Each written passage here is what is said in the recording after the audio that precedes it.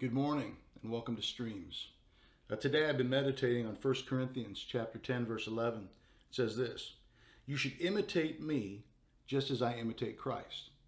Now this is Paul talking to the church in Corinth, and he throws down this amazing challenge, not just for the church, but for himself.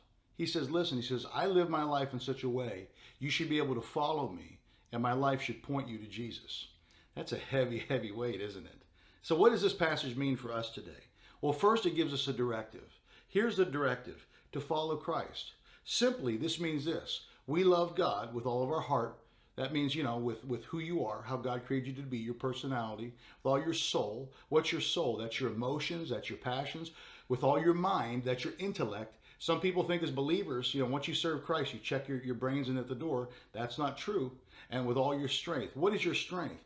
Your strength is loving God with all your time, your talent, and your treasure. There's practical things. And then he says this, to love others, to love our neighbor as ourselves.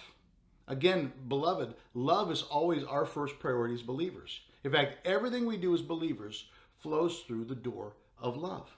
When we love well, we honor God. So Paul tells us this, to follow Christ. Because if you do that well, you'll be somebody that's worth following, plain and simple.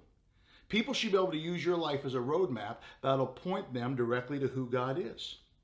How you live your life is a big deal. Why? Because people are watching us. They're watching us today more than ever. I remember a story when I was a young father. I was putting together a little bike thing for my daughter, and I got a little frustrated, and I threw down my wrench, and I said, "This is stupid." And I remember her as a 2-year-old looking at me, and she threw down her bottle, and she went, "Oopid." And I realized at that moment, TJ, you're in big trouble. You need to be careful with the things that you say and the things that you do, because people are watching you. As believers, people are watching you. And you know what? They should be. We should be able to lead lives that are worth following. Now know this, beloved, you're not perfect. That means this, you're going to stumble, you're going to fall. You're always going to live in the tension between who you are and who God created you to be. There's always going to be this gap in your life. That's where God's grace comes in. God's grace comes in, and he covers up the gap as we continue to live our lives and make that gap as small as possible.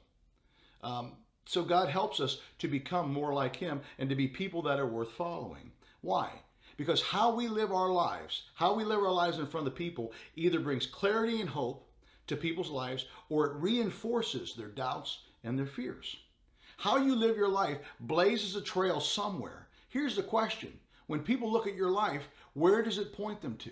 Does it point them to fear, or does it point them to faith?